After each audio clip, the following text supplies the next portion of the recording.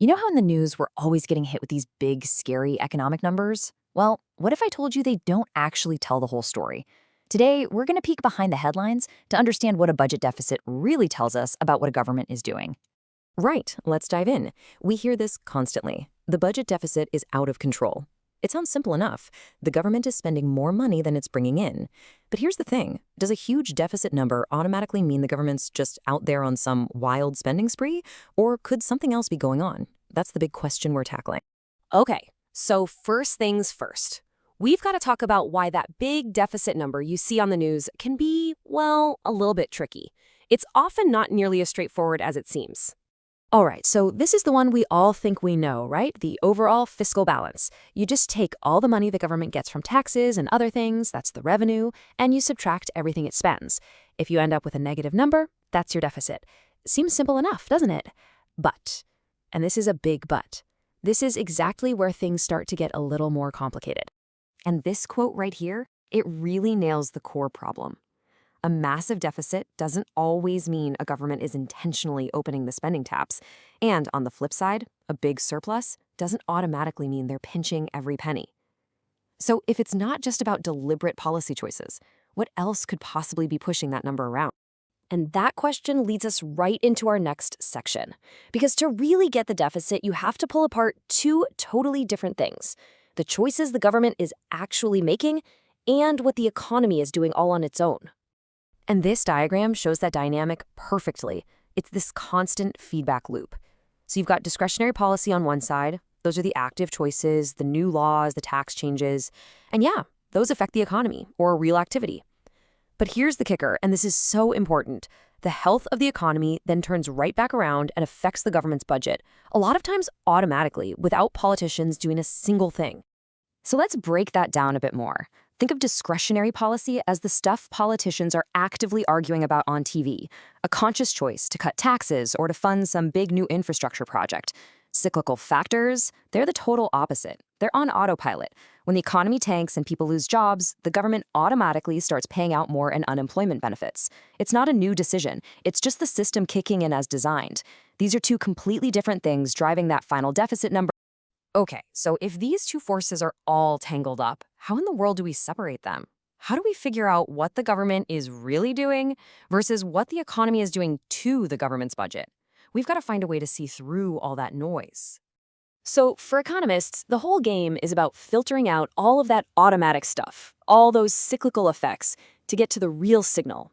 It's kind of like trying to listen to one specific conversation in the middle of a super loud party. You have to block everything else out to hear the real story. And here's the three-step playbook they use to do it. First step, they take out any big one-off things that would throw the numbers off, like if the government sold a huge state-owned company or had a massive disaster relief bill. Second, and this is the big one, they adjust for the business cycle. They basically use math to erase the effect of a recession or a boom on tax money and government spending.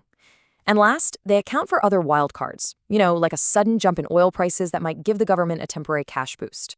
So once you do all that stripping away and adjusting, what you're left with is a much, much clearer picture of what a government is actually up to with its fiscal policy.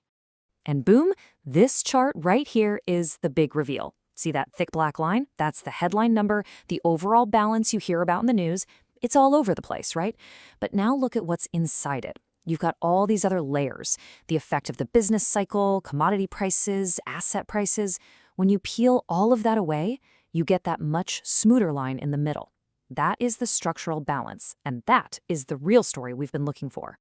So what is this structural balance? Well, it basically answers a really important what-if question. What would the budget deficit or surplus look like if the economy was just chugging along at its normal full potential? No crazy boom, no painful bust. It shows you the true underlying financial situation that's based only on the policies that are actually on the books. And that number, the structural balance, tells us something called the fiscal stance. Honestly, this is the thing we've been trying to find this whole time. It tells us, is the government hitting the gas on the economy, what we'd call expansionary, or are they pumping the brakes, which would be contractionary? It's the real signal of what they're trying to do. Okay, let's put this into a real-world scenario so you can see why this matters so much. Imagine a country is in a really bad recession. The headline deficit is enormous. The news is probably screaming, government spending is out of control. But then you do the math, you find the structural balance, and you discover something totally different. You see that almost the entire deficit is just because the economy is weak. Tax revenues are down and unemployment payments are up. In fact, the government's actual policy might be doing nothing at all, or even worse, it could be tightening, basically pulling money out of an already struggling economy. And you'd never know that from just looking at the headline number. So you might be thinking, okay, that's a lot of math and a lot of adjusting. Why does this actually matter so much in the real world? Well, it matters for a few huge reasons.